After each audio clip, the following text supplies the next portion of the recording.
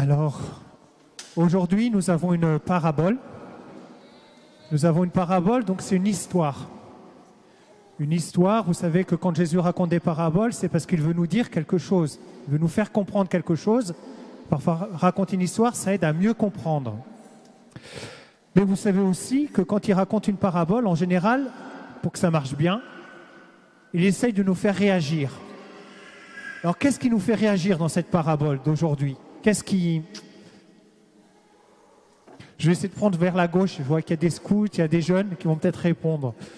Qu'est-ce qui fait réagir dans cette parabole ?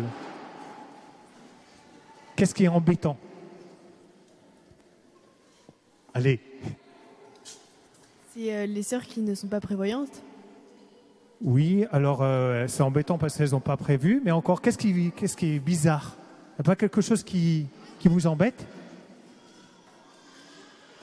Dites-moi. Soit fermée. Que la porte soit fermée. Alors ça, vraiment, oui, ça c'est embêtant. Une autre chose. Que les autres ne veulent pas partager. Exactement.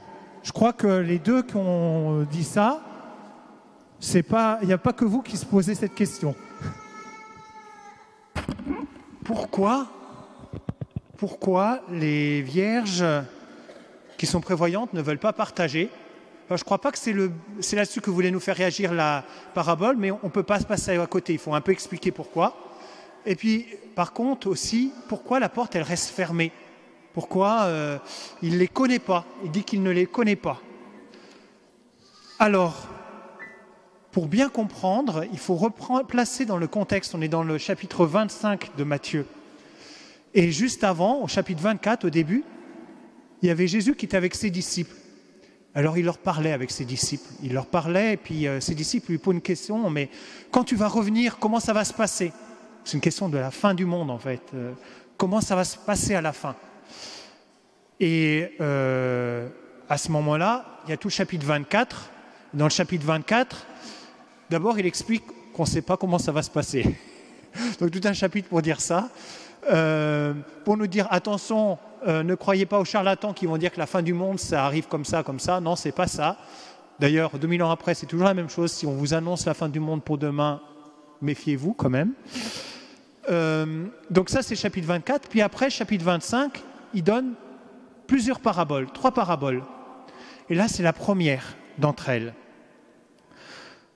Dans notre parabole d'aujourd'hui, donc qui essaye un peu d'expliquer, mais comment ça va se passer quand il va revenir. Donc revenir, vous voyez déjà, il y a l'image de l'époux qui revient, c'est le Christ qui est par derrière. Et puis les vierges qui attendent, celles qui attendent, c'est des disciples. Les disciples, c'est plus que les 12, c'est ceux qui aiment Jésus, qui le cherchent, qui l'attendent en fait.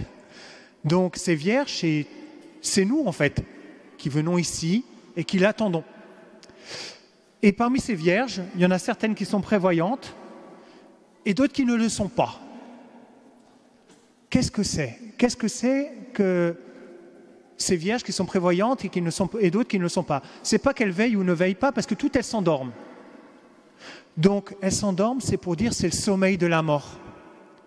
Tous nous allons mourir. C'est le sommeil de la mort. Parce qu'il est en train de parler pour la fin. Nous sommes après la mort. Il y a le Christ qui revient. Et là, à ce moment-là, il y a celles qui avaient de l'huile et celles qui n'avaient pas de l'huile. Et là, cette huile, qu'est-ce que c'est ? Elle symbolise un peu tout ce qu'on a pu faire. Ça, on peut le comprendre parce que la parabole d'après, c'est les talents. Il y a ceux qui ont reçu 10 talents, ceux qui ont un peu moins. Et en fonction de chacun, le Seigneur, il demandera, en fonction de nos capacités, quelque chose. C'est tous ces talents-là. Et puis même après, il y a l'autre parabole que vous connaissez à la fin où il sépare les boucs et des brebis. Et puis il dit, j'avais faim, vous m'avez donné à manger, j'avais soif, vous m'avez donné à boire, j'étais un étranger, vous m'avez accueilli. Donc c'est de ça dont est en train de parler le Seigneur. Il est en train d'expliquer la fin des temps. Et vous comprenez que si cette huile, c'est un peu ce qu'on a pu faire, un peu à la fin, une fois que je suis mort, je ne peux plus continuer à faire, c'est fini. Je ne peux pas passer mon huile à d'autres. C'est ça, c'est pour ça, je ne peux pas la passer, parce que c'est quelque chose que j'ai fait. Et c'est ce qu'est en train d'expliquer le Seigneur à ce moment-là. Alors ça nous embête un peu parce que nous, on parle souvent du bon Dieu. Et c'est vrai, notre Dieu, il est bon, il est miséricordieux. Pour ceux qui étaient là à la Toussaint, j'ai parlé aussi de cette... je crois que c'était... Bon, ce document du pape, je crois que c'était une lettre apostolique, en tout cas, non, une exhortation apostolique, où il parlait de Sainte Thérèse de Lisieux, la confiance. Ça, c'est vraiment vrai, et il nous faut le tenir. Mais il nous faut tenir aussi tout un autre pan de la tradition de l'Église, qui dit que ce que l'on fait est important. Ce que l'on fait est important pour ce qu'on est. Je ne sais pas, parmi vous, il y en a qui sont, je ne sais pas, il y en a qui sont ingénieurs, il y en a qui sont instituteurs, il y en a qui sont institutrices, enfin, il y a tout ça. À la fin, sachant ce que vous êtes, si à la fin de votre vie, vous arrivez, vous avez fait un métier, ben vous n'êtes pas le même que si vous aviez fait un autre métier, parce que votre métier vous a changé, votre faire vous a changé. Et notre faire chrétien nous change. Ce sont toutes ces œuvres qui importent, qui façonnent ce que nous sommes. Et Jésus insiste là-dessus, et c'est un peu ce qu'il dit à la fin, là. Il s'adresse donc à ses disciples. Il s'adresse à ceux qui sont chrétiens. Et il a déjà fait, pas que ici, il a déjà fait au début, dans son premier sermon, en Saint Matthieu, le sermon sur la montagne. Il commençait avec les béatitudes, vous savez, bienheureux, c'est important. Puis à la fin des béatitudes, il dit « Vous êtes la lumière du monde ». Et qu'est-ce que c'est que cette lumière? Comme dans nos lampes, qu'est-ce que c'est que cette lumière? Alors d'abord, il dit que votre lumière brille devant les hommes. Alors, en voyant ce que vous faites de bien, ils rendront gloire à votre Père qui est aux cieux. Cette lumière, c'est ce que vous faites de bien pour que les autres voient et rendent gloire à votre Père qui est aux cieux. Non pas pour ce que vous faites vous, mais pour celui qui est derrière. Et juste avant, il avait dit, vous êtes le sel de la terre. Mais si le sel devient fade, il ne vaut plus rien, on le jette dehors, il est piétiné par les gens. Donc, mauvais sort pour ce sel qui s'est affadi. Mais là, il parle à ses disciples. Et à la fin du même sermon sur la montagne, il dit, ce n'est pas en me disant « Seigneur, Seigneur » qu'on entrera dans le royaume des cieux. Seigneur, Seigneur, ceux qui disent Seigneur, Seigneur, c'est dans l'évangile de Matthieu, ce sont les disciples. Les pharisiens n'appellent jamais Jésus Seigneur dans l'évangile de Matthieu. Ce sont les disciples. Donc c'est des croyants, des Jésus qui croient, des chrétiens en fait, comme nous. C'est en faisant la volonté de mon Père qui est aux cieux. Ce jour-là, beaucoup me diront Seigneur, Seigneur, n'est-ce pas en ton nom que nous avons prophétisé en ton nom, que nous avons prophétisé en ton nom, que nous avons expulsé les démons, en ton nom que nous avons fait beaucoup de miracles. Et à ce moment-là, ils s'entendront dire, je leur déclarerai, je ne vous ai jamais connus. Exactement la même chose que ce qui est dit à nos vierges qui ne sont pas prévoyantes d'aujourd'hui. Parce qu'ils se sont contentés de dire Seigneur, Seigneur. Mais ils n'ont pas fait la volonté du Père.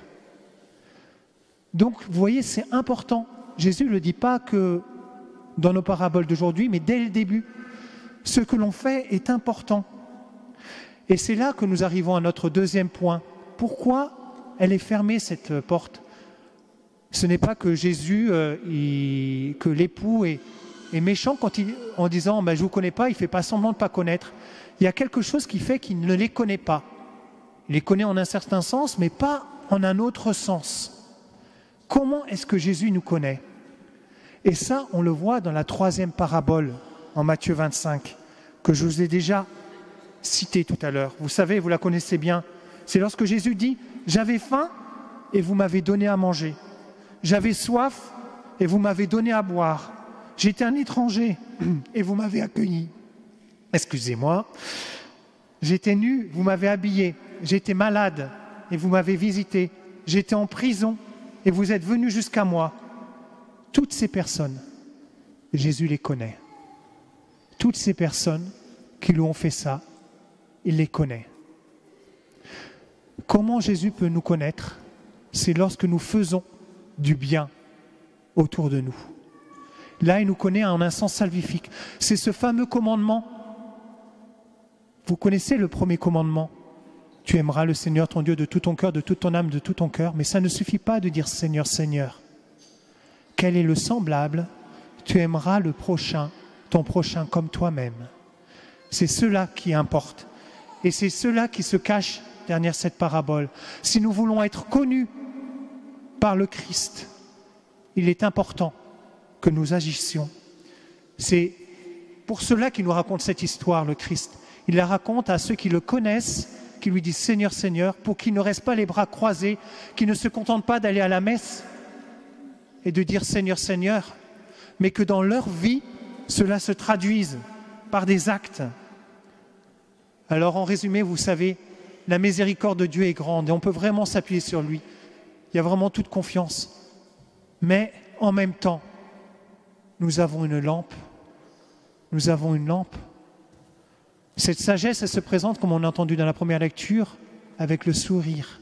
C'est quelque chose de magnifique. Cette sagesse, c'est lorsqu'on témoigne de ce Père qui est bon, qui nous aime par nos actes, comme le Christ l'a fait sur cette terre. Nous sommes appelés à cela. Ça ne sert à rien de dire seulement « Seigneur, Seigneur ». Nous sommes appelés vraiment à agir, à faire le bien autour de nous. Que notre lampe, à chacun d'entre nous, puisse être alimentée de cette huile qui sent bon, cette huile qui est douce, cette huile qui témoigne que nous vivons d'un autre esprit que le nôtre, de l'esprit de notre Père. Amen.